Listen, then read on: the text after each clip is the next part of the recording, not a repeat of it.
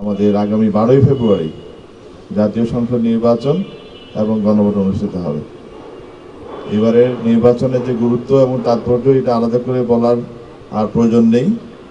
আমরা আমাদের কাছে জনগণের অভিযোগ আছে যে এরকম বিগত সংসদ নির্বাচনগুলোতে জনগণ স্বতঃস্ফূর্তভাবে ভোট দিতে পারেনি।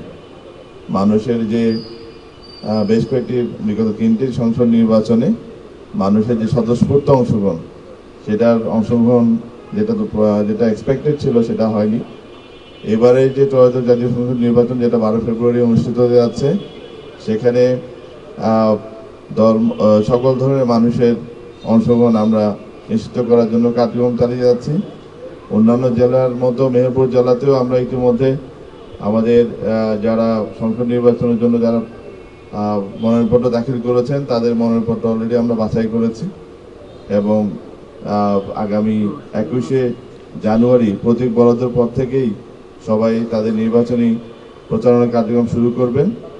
আমাদের প্রশাসনের পক্ষ থেকে আমাদের যারা স্টেকহোল্ডার যারা আছেন, আইন শৃঙ্খলা রক্ষাকারী বাহিনী সহ অন্যান্য যারা আছেন, সবাই আমরা নিশ্চয়তা দিতে চাই যে আমাদের পক্ষ থেকে একটা নিরপেক্ষ নির্বাচন অনুষ্ঠানের জন্য আমরা সর্বতভাবে চেষ্টা করব এবং আমরা বদ্ধপরিকর।